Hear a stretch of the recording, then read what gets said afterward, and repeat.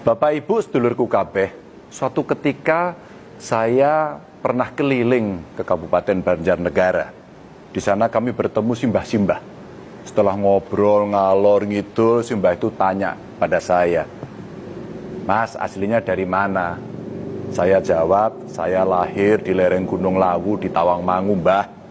Tapi istri saya dari Kalijaran Purbalingga." Mendengar jawaban itu, simbahnya malah kaget dan bertanya lagi, "Kalijaran ini ngendile, sebelah mananya Mbah Hisam?" Lah, istri saya itu cucunya Mbah Hisam, Mbah. Wah, lah kok saya malah langsung dipeluk dan diciumi sama mbah-mbah itu. Ternyata si mbah itu santrinya Mbah Hisam yang ada di Kalijaran.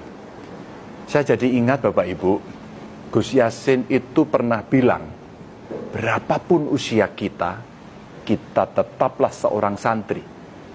Adabnya santri itu akan selalu memberi hormat kepada kiai, meski kiainya sudah tidak ada.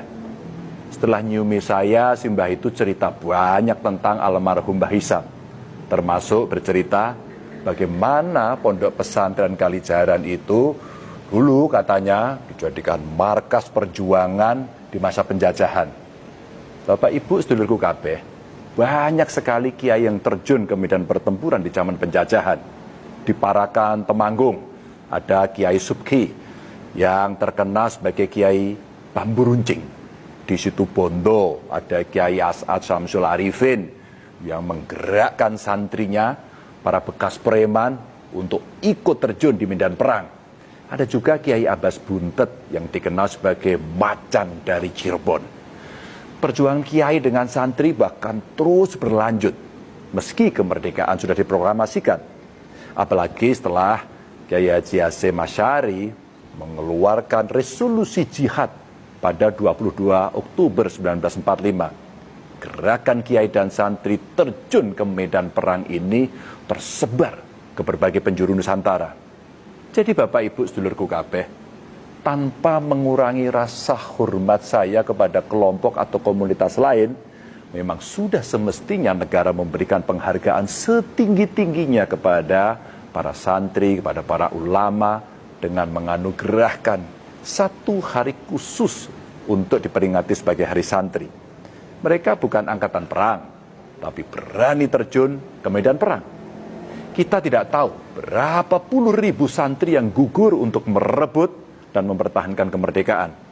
Tapi Bapak Ibu sedulurku kabeh, saya berharap pemberian penghargaan itu tidak membuat terlena para santri di seluruh negeri.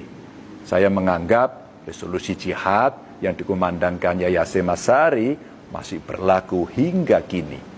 Jihad mempertahankan NKRI yang diserukan kepada para santri akan tetap berlaku sampai kapanpun. Mungkin ada benarnya yang disampaikan Bung Karno, bahwa peperangan yang kita hadapi akan lebih berat karena harus berhadapan dengan bangsa sendiri. Buktinya ada sebagian dari kita menebar teror di mana-mana, menyebar hoaks dan ketakutan kapan saja, memusuhi bahkan menyerang saudara sendiri.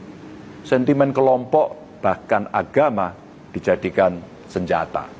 Jika keadaan sudah seperti ini, maka pasukan ampuh yang bisa mengatasi salah satunya adalah santri. Jika kelompok penebar teror bertindak mengatasnamakan ajaran agama, maka para santrilah yang bisa meluruskan pemahaman agama mereka. Jika ada kelompok yang menebar hoaks, yang korup, pemakai narkoba, maka santrilah yang bisa mendampingi masyarakat, memberi pembelajaran yang benar.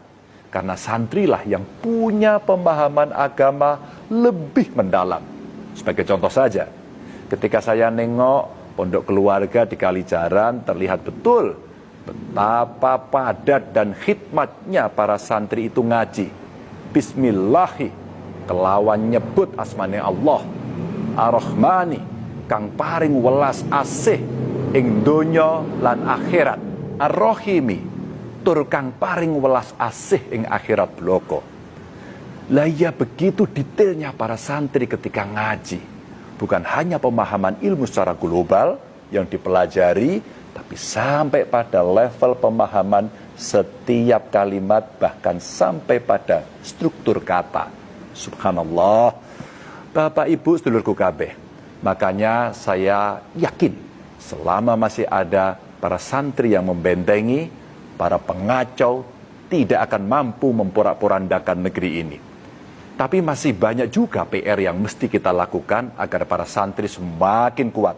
Tradisi keilmuan yang diajarkan di pondok pesantren mesti terus diugemi para santri untuk melanjutkan pendidikan ke jenjang yang lebih tinggi. Karena pondok pesantren tidak melulu harus melahirkan pendakwah atau kiai. Lawang contohnya sudah banyak. Santri jadi gubernur juga ada.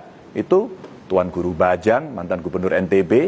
Lalu ada gubernur Maluku Utara. Sekarang itu juga santri, Pak Abdul Ghani Kasubah. Yang jadi menteri banyak. Bahkan Gus Dur itu santri. Bisa jadi presiden. Santri juga berhak kok jadi dokter, jadi ahli nuklir, juga pantas saja. Mau jadi fisikawan atau bahkan jadi astronot juga boleh. Jadi menurut saya rasa-rasanya kok perlu kita perbanyak kerjasama antara pondok pesantren dengan perguruan tinggi manapun, bahkan dari mancanegara sekalipun. Bisa berupa beasiswa pendampingan pembelajaran atau pelatihan-pelatihan lanjutan bagi santri. Saya kira itu bukan mimpi yang berlebihan. Bahkan dengan segala tradisi keilmuan yang santri jalani, saya bermimpi negara kita jadi pusatnya ilmu. Bukan hanya ilmu keagamaan, tapi juga bermacam ilmu pengetahuan. Segala prasyarat kita punya, semangat sudah ada. Sekarang zaman sedang menimbang seberapa keberanian kita untuk merealisasikan. Dan saya yakin para santri mampu jadi penebar keberanian menuju mimpi itu. Selamat Hari Santri, tetap semangat dan terus jaga kewarasan.